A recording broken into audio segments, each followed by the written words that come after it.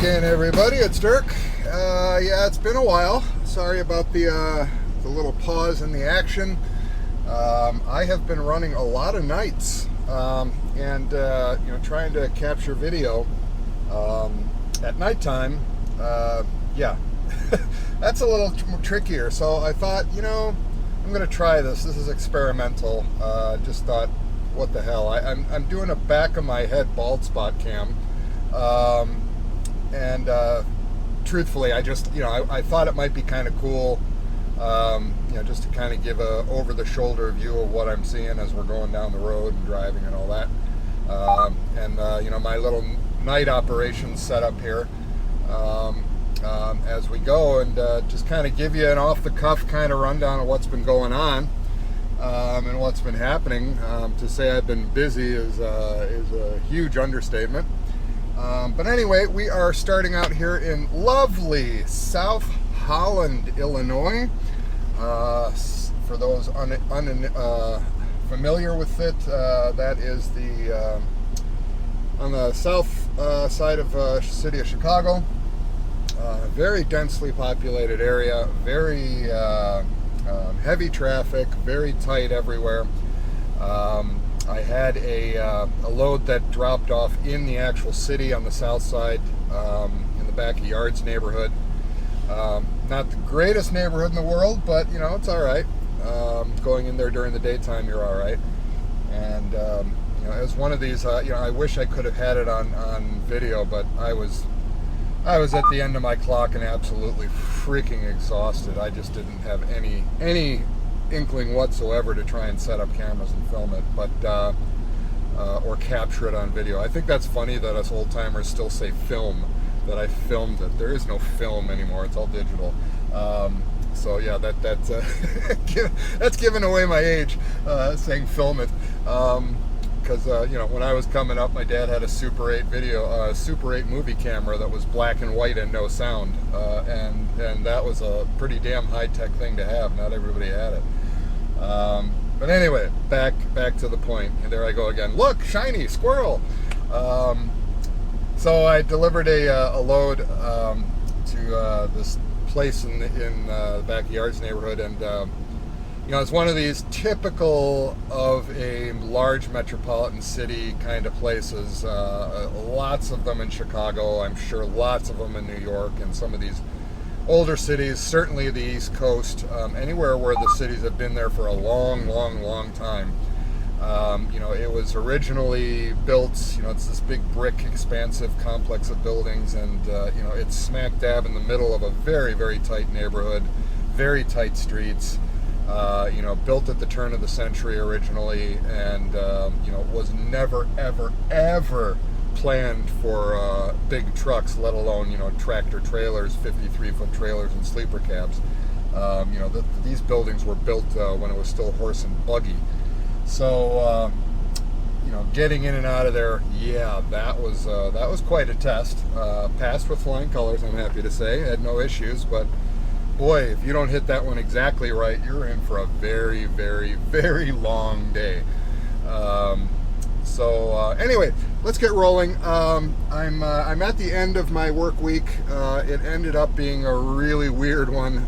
It's 10:30 or something like that. Actually, almost 11 o'clock at night on a day where I usually get home by sometime in the early to mid afternoon. That's how it goes with trucking. So, got to pop the brakes here. We're going to get rolling. Done my pre-trip, did all that good stuff.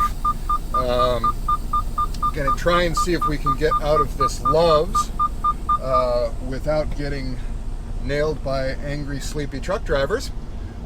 Trying to find a place to bed down for the evening, which, again, in a major city, when you're this close in, boy, that is...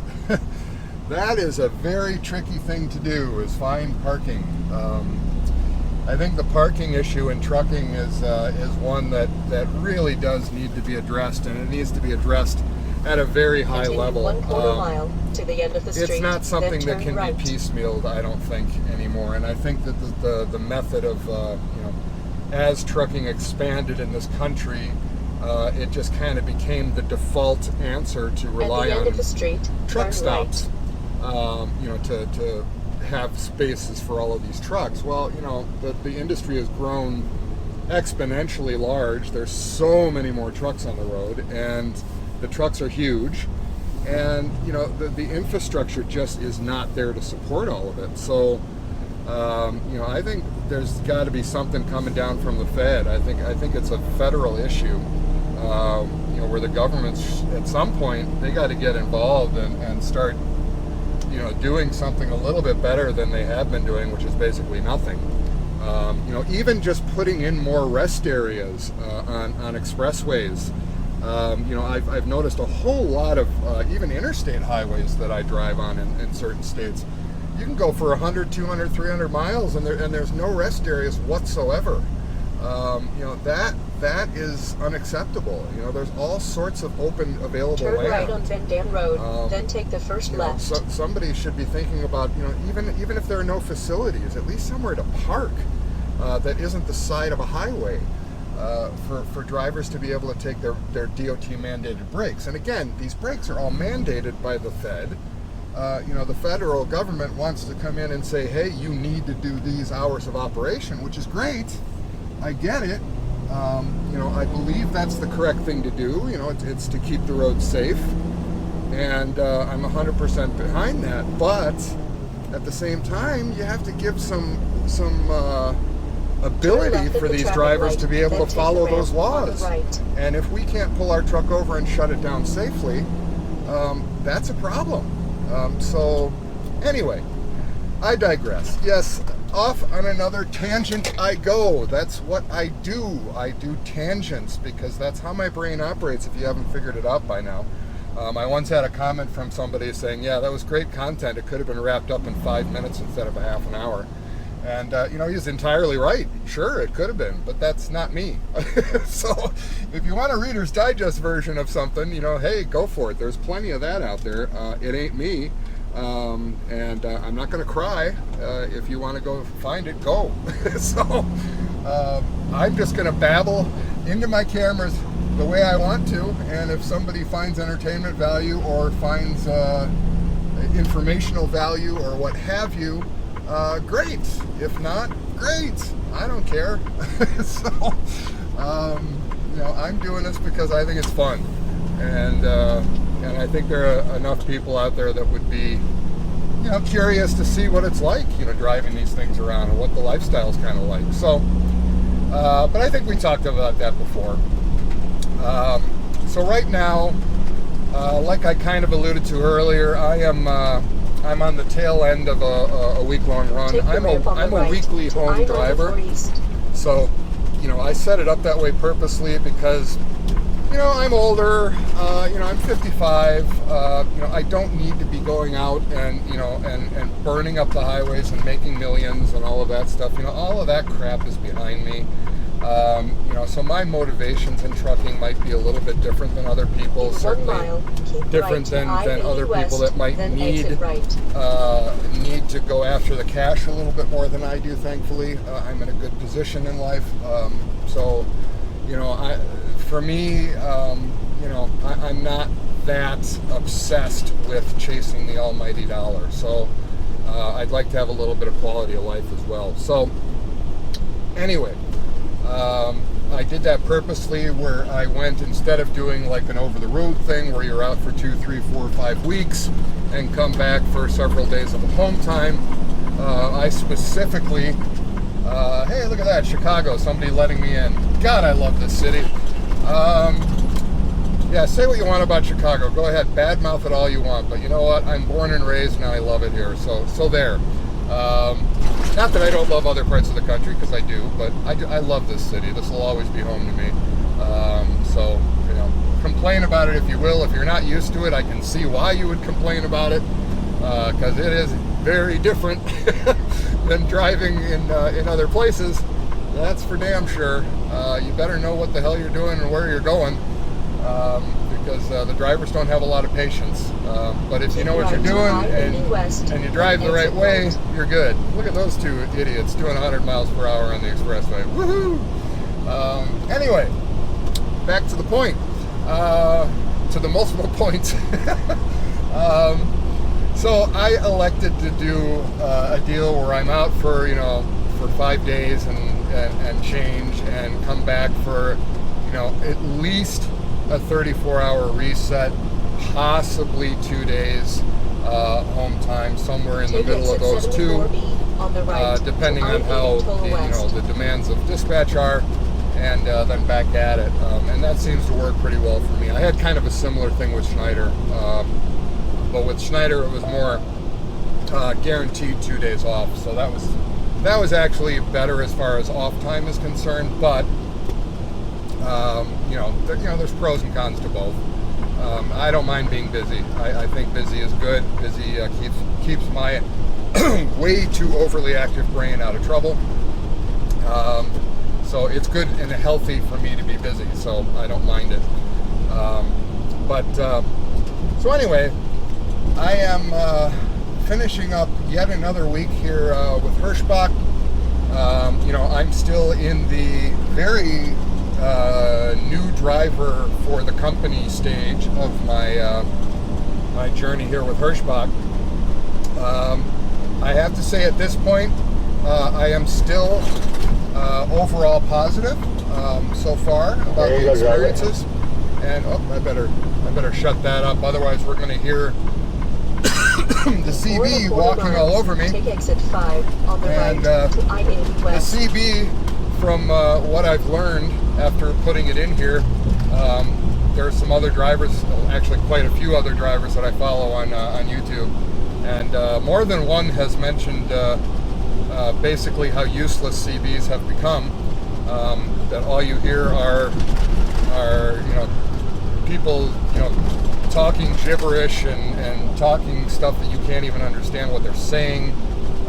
Guys that are putting these huge amounts of echo on their voice so you can't understand a word that they're saying because they want to sound like God or something coming through the radio. And just a lot of nonsense. And so far that has been my experience with the CB. It's almost always quiet, but when it does chirp up, there's somebody going on and on about some sort of nonsense, usually in a half discernible language, and the other half God only knows. And the other side that you get a lot is that all of a sudden you'll be driving through an area and somebody's sitting there with their microphone on reading Bible scripture. So yeah, that's fun. I want to drive along and listen to somebody reading the Bible over Channel 19 on the CB radio. So, there's something productive to do. Anyway, so CB, yeah, I'm glad I have it. I've had a couple of times where, I've heard some traffic stuff on there that was, I won't say helpful, but at least, helps you pass the time. So, it's not evil. It's not horrible. It's just not necessary. But I have it, so that's fine. But anyway, back to my where I was going. I was saying that overall, the experience I've had so far with Herschbach overall has been good. I have been extremely busy, so for somebody who likes to run, excuse me, and likes to use the entirety of their clock pretty much every day, and run. Hirschbach is a great company for that. I tell you what, if you want miles, you will get miles. There is no question about that. These guys are crazy busy, and I think that's kind of true for all trucking companies right now. The demands in the freight market are incredibly high right now, so it is definitely a trucking company and driver market, so to speak. And it will be for the foreseeable future, at least in the near to midterm. Miles, take exit 5 on the right. I personally don't see this market slowing down for at least 6 months to a year. I don't see it slowing down in any meaningful way. It'll always have little ups and downs, little momentary ticks in up or downward direction. But as far as any consistent line, I think the industry is damn solid right now. And so that's a good thing. That's a good thing for drivers. So, you know, if you want miles, they're definitely here. You know, there's, for the most part, the way everything is laid out and dispatched in the company, you know, that's pretty good too. You know, I have to say that their tablet system, this guy right here, if you can see my hand, I have 3 things running just to get that out of the way, because I'm sure somebody will ask. First and foremost, this guy right here, that's the company tablet. That's a Samsung tablet mounted in the truck, and that's our communication with the company. That's where I get all my loads dispatched. That's how we send messages back and forth between driver and dispatch. Take exit 5 on the right. That also has left. That also has my hours of service. So my DOT clock is all run through that. And as you can see, what's on the screen right now, it has navigation in it. And next I have up in the center of the dash, that's my Garmin Diesel. That little guy has been absolutely invaluable. You know, so I run that too, because sometimes GPS systems don't necessarily agree with each other. They come up with different solutions, and I like to have, you know, it's kind of like when you're in a meeting at a company, and, you know, if you got one person's opinion or if you got 2 or 3 people's opinion, you know, I personally will take 2 or 3 people's opinion any day of the week, rather than just listening to one person. That's how you usually come to the best type of decision, and the same is true for navigation, in my opinion. Agree or disagree, that's at least what I'm convinced of. So that's that one, and then over here in the left corner, that's my cell phone, and I've got my Super Trucker headset there for hands-free, which I don't like to wear all the time like a lot of truck drivers do, because it gives me a headache.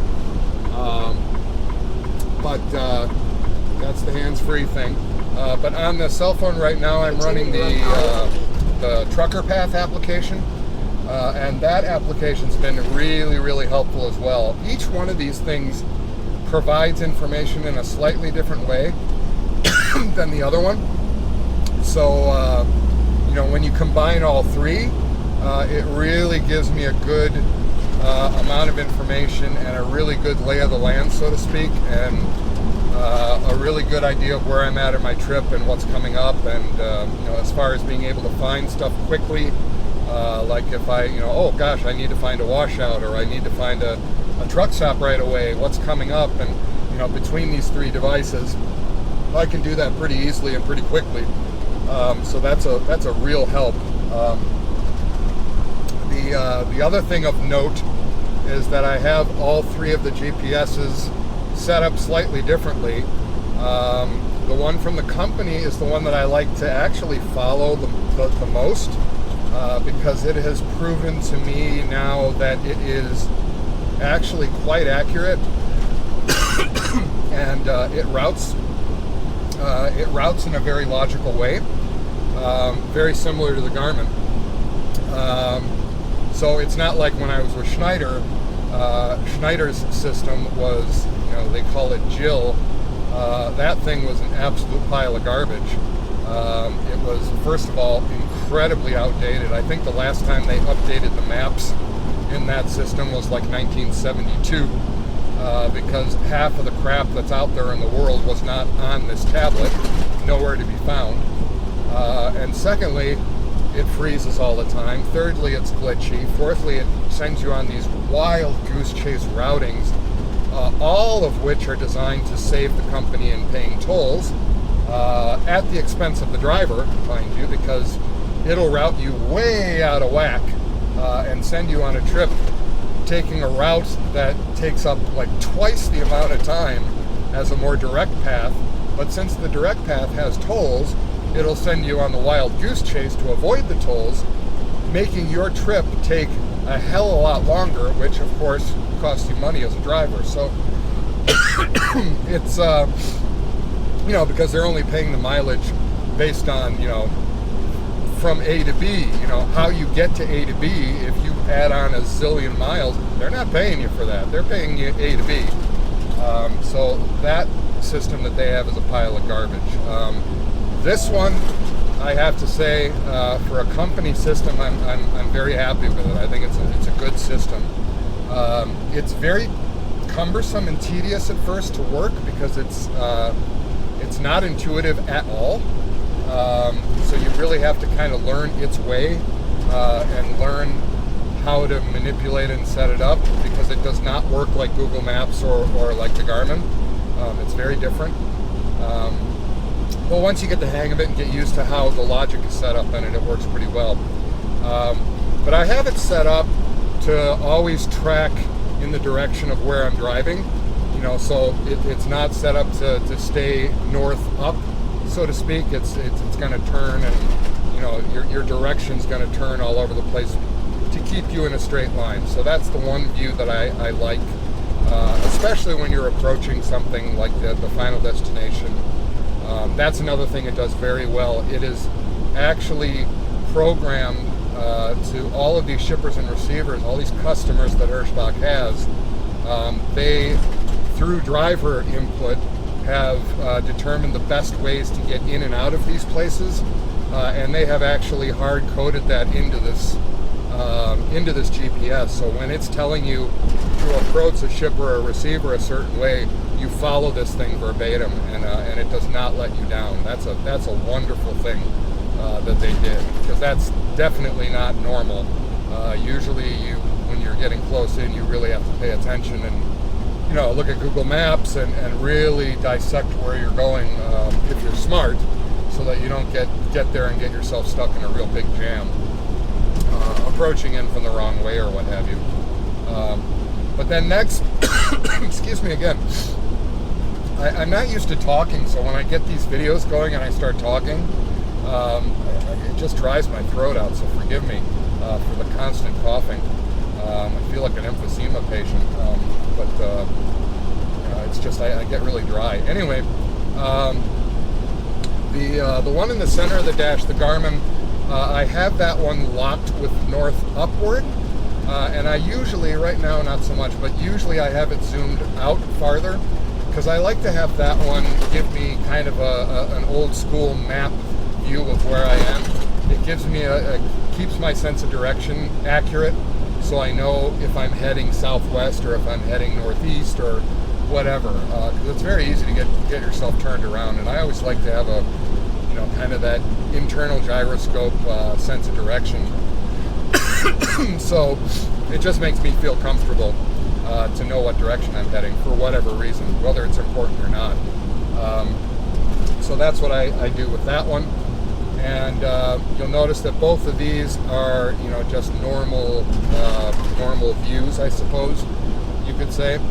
The Trucker Path app, that one I have set up also with north-oriented upwards, but I also have that one set. Oh no, I'm sorry, it does not have north. It'll turn with wherever I'm going, just like this one. But what I also have on that one is it's set up for satellite view. So that's been real helpful too, because I can kind of glance over there and kind of get an idea of the landscape I'm heading into and heading through. And that's proven to be helpful too. So that's the setup. So I just wanted to go over that because I know somebody's going to ask. So there you go. But as far as back to Herschbach, as far as my week is concerned, if I had to tell you right now where I started out, where I went, and hey, I'm getting called into a scale. Look at that. I don't think I've ever been called into a scale. All right, so we're doing scaling. I'm going to have to pause the video. Back in just a bit. Okay, we're back.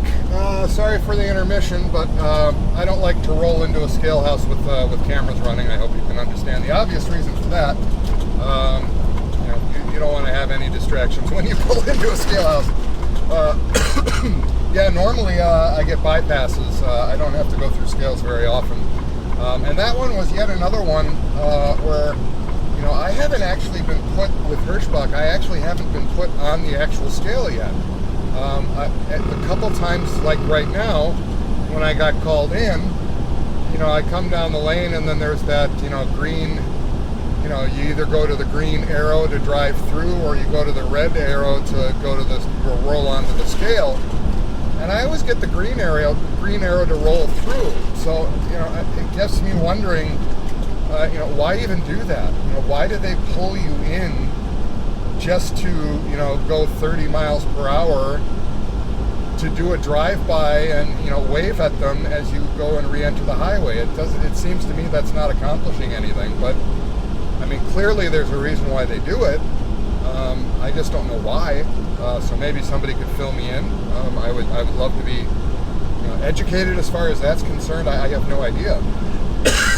Maybe they just want to have a closer glimpse of your truck as you're driving by to see if they can spot any clear or obvious DOT violations or something.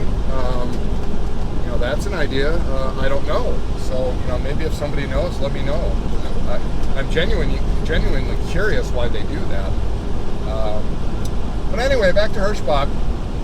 What I was saying is that, if I had to sit here right now off the top of my head and tell you, where I started my week, exactly where I went to, each stop and go through that whole thing for the week, truthfully, it's all a blur to me. That's how busy I've been. And of course, I've been driving overnight, which is not something that I'm all that used to. So that has really kind of messed with my body clock a little bit. So I'm finding myself, trying to catch sleep and catch a nap wherever I can, which is basically hardly ever. And when I do, it's very brief. So it has me a little bit discombobulated. So I really don't know. It's kind of a blur. But I know I finished off the week in a very unpleasant way. And this has happened once before. And and when it happened before, I had a discussion with two different folks in our dispatch office about it, because I'm not shy. If I think something is incorrect, or if I don't understand the logic behind something, I'm not somebody that cowers away into the corner. Screw that. I've been around the block too many times in life. I approach it, and I approach it in a very civil way, in a very polite and professional way, but I say something, and I want to know the rationale behind it, and I like to make my concerns known, and why I think the way I do, and have a discussion from that point, and hopefully come to something where a situation improves. That's really the bottom line, because the company has to win, and I as a driver have to win in order to have that symbiotic relationship where we're both benefiting from each other. But so excuse me, with that in mind, I've had this situation come up before, and the situation is that whoever's planning the loads, sometimes it happens where they don't plan them out very smart, and they basically set you up for failure. They're giving you one load shifting into another load, so as you complete your assignment that you're on, your next one is already pre-dispatched, which is wonderful, which is great. I never ever I have yet to wait for a dispatch. I always get my next pre-plan while I'm on my current trip, and sometimes I get the next two while I'm on my current trip. So that's a wonderful thing. But in that planning, there are whoever's doing it, and I don't know who's doing it because I don't know anybody within the company. They have a tendency sometimes to set it up so much like where it's so obvious they're doing it off of paper, and they're just looking at average times, and they're not taking into account a lot of different variables, like the time of day that you're going into a major city, into a very congested neighborhood, anybody that drives knows there are a zillion variables that you have to think of if you're properly planning a load. The other one is one thing that I've learned very quickly doing reefer perishable freight is that anytime a shipper gives you a pickup time that's a window, so like what I mean by that is that, let's say, a shipper wants you there at 1400. Well, that's a clear appointment time. You have to be there at 1400. The reason they do that is because they are producing this product as they're loading the trucks based off of their actual production. So by that I mean they're not warehousing this stuff. As they're making these meat products, as they roll off of their line of what they're doing, they go right from the line into a reefer truck and hit the road. And that is a very highly detailed, highly choreographed ballet that they perform. And so when they need a reefer truck to be on door 32 at 1400, they need it to be at that time on that door, period, on the subject. So that's how that game works. Now, what ends up happening is sometimes you will get an appointment for to pick up a shipment, which is a trailer, a loaded trailer, and you get a window instead of an appointment time. And that's what happened to me just now on this last trip.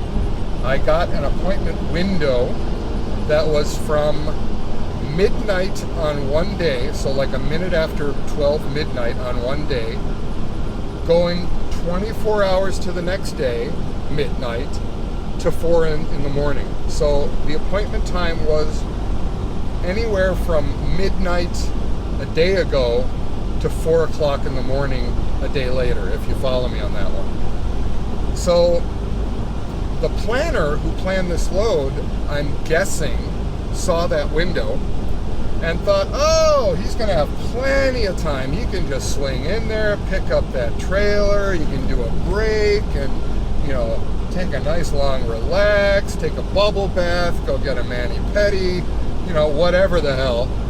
You get my point. And plan the load accordingly. Well, what actually ends up happening with these food production places is that when you get a window, your shit is not going to be ready until that drop dead time. It won't be. It never is. So if your appointment is from, 2 p.m. to 10 p.m., don't show up there at 3 p.m. expecting any snowball's chance in hell of your stuff being ready. It ain't happening. It'll be ready at 10, maybe 9 o'clock if you're lucky, if you're super lucky. But more than likely it's going to be ready at 10, and if it's a live load, you might get out of there 4 hours after that. So that's just the way it goes. It's the nature of the beast. But what has happened, and this is the second time that this has happened to me, where somebody has planned this load in a very, very, what's the word to be diplomatic, just not fully thought through kind of way, to where I had to run this load from Waterloo, Iowa to downtown South Side, city of Chicago, incredibly busy neighborhood, during the middle of the day. And to make matters worse, the fuel solution that I get sent, which is another thing that, you have to follow the fuel solution, right? So if I did not have to do that, I would have routed myself from Waterloo, Iowa. I would have gone there's multiple ways to do it, but I would have headed down towards Interstate 80 and taken Interstate 80 over into the Chicago metro area, and probably jumped on 55 at some point to come up on an angle and come into the the backyards neighborhood into Chicago from the south side, because that's where it is. Well, the fuel solution I got sent was off of Interstate 90 in Hampshire, which, if you don't know the area, essentially it's on the far north side. So I'm coming in from way northwest out in Iowa, and coming down basically a straight shot, on US Highway 20. US Highway 20 to Rockford, essentially. You go through Dubuque and you go through Galena, and then you hit Rockford, and then you pick up Interstate 90 in Rockford and come all the way into Chicago. Well, that means I'm going by O'Hare Airport and heading into the main Northwest Arterial Roadway into downtown Chicago from the north end. So I have to now go through the entirety of midday traffic in Chicago on a workday, from far north end to far south end, which means you're in double rush hour paradox. It takes forever. It's absolute gridlock. That's just the nature of the beast. So, long story short, by the time I get to this receiver, I'm literally minutes away from being out of hours. And now I have been awake since 8 p.m. the previous evening, and left at 8 p.m. from a truck stop to head up to Waterloo to sit and wait for this shipment that was finally ready at 3-something in the morning, even though I got there at midnight, because that's what the dispatch plan said that I should do. Only later did I find out that it was actually a window. So I'm burning clock hours there. You have to also do a trailer washout, so you're burning clock hours there. You have to fuel the reefer. You're burning clock hours there. You get my point. So by the time I actually get this load on board and get all the way from Waterloo into Chicago, again from 8 p.m. the previous evening, I've been running straight through the night, and now I'm having to deal with Chicago traffic, going into the Backyards neighborhood to this tiny little entryway into a facility with this enormous truck. That was fun. Now, mind you, today is my go-home day, right? So, this is supposed to be where you do your last load, you drop off your trailer at a yard, you go home bobtail, and you're happy. Well, instead, now I'm in the middle of the city of Chicago during midday dealing with this shipment. I'm out of hours. So what I end up having to do is I have to roll in to this place, and at this point I think it was like 9 or 10 in the morning. It's all a blur to me now, unfortunately. So I might have some of the times wrong, but essentially I'm there way early. My appointment is set for 1300, so 1 p.m. in the afternoon. I'm in there way early. So by 1 p.m. in the afternoon, I will have long since been out of hours, meaning I cannot move. I cannot operate the truck. So what I end up having to do is I have to drive up to this place, get to the actual address, and decide as I arrive, I'm going to arrive. Okay, I send my arrival message. Hey, I'm at the customer. I've made it. I've completed my journey to the receiver. But you know what? I'm tired. I haven't had a shower in 3 days again, because I just haven't had time. So before I go and try to drop this off, I need to go take a shower. That's a personal thing. So I'm going to do personal conveyance, which is something you can do in the hours of service. It's completely legal. And it basically, kind of in a way, it kind of pauses your clock. It goes very deep. I'm not going to go into the whole long discussion, but it's an absolute legit legal thing you can do. I needed to take care of some personal hygiene. I needed to go take a shower. So I went on PC, which allows me to drive from that receiver to a truck stop, because I'm not advancing the load. The load has already reached its final destination because I arrived at that receiver. So I go to the truck stop, I go take a shower, I hang out for a while off duty. I'm not sitting in the driver's seat, I'm not planning, I'm not working. I just went, took a shower, and I'm sitting watching a little bit of TV in the truck, sleeper berth, just relaxing. My alarm goes off at whatever it was, 12:30 or something like that, to hit the road to go back there for my appointment. and switch my status back from sleeper berth off duty to personal conveyance to go back to the customer. Now, some people might say, hey, Derek, wait, you can't do that because you're advancing the load towards the receiver. Well, no, I'm not. I am actually heading back to the receiver. Yes, I'm heading in their direction. But the important distinction is that since I already had arrived there, that load had reached its destination already. I just chose to do a personal item before I completed that delivery. So PC is 100% legit to go away from that place to do my personal stuff. And PC is also 100% legit to drive back there now for my appointment and get offloaded. And that's exactly what I did. Drove back there on PC. They offloaded me, and then I went PC back to the truck stop and took a 10-hour break because that's the only option I had to, continue legally operating. I had to put in a 10-hour break. So it is now 11:32 at night after that 10-hour break, and I am rolling into the Joliet area to one of our drop yards to drop off this now empty trailer.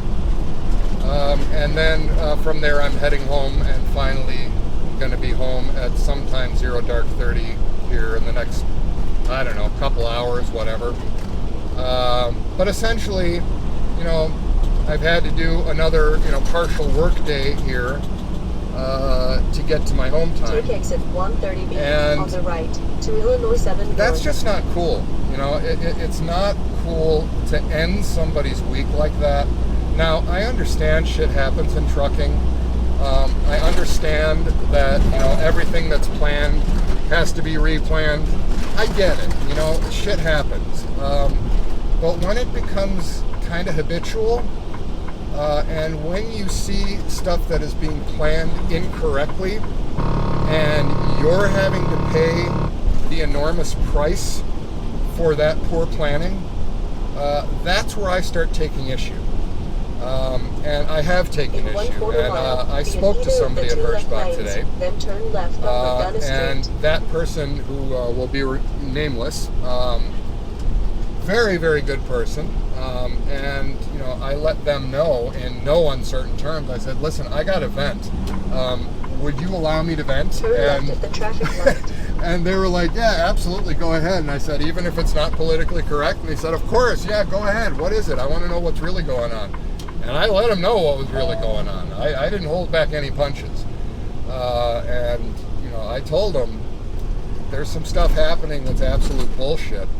And you can't go with this whole corporate push of we love our drivers, it's all about the drivers, and then treat your drivers like fucking robotic machines and not give a flying rat's ass about them, or at least let them have that impression that that's what's going on. So if a driver's getting that impression from the company, that's a problem.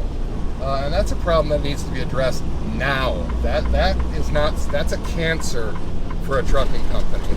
They need to get on that, because I guarantee you that's not the direction that the ownership and the leadership of that company wants. I guarantee you that's the case. They want happy drivers because it's in their best interest. Yes, it's nice to also make people happy. That's great. That's wonderful. But bottom line, it's a business, and a business needs to make money, and I get it. But that's a very cold business reality, is that if you don't have happy employees, your business will fail.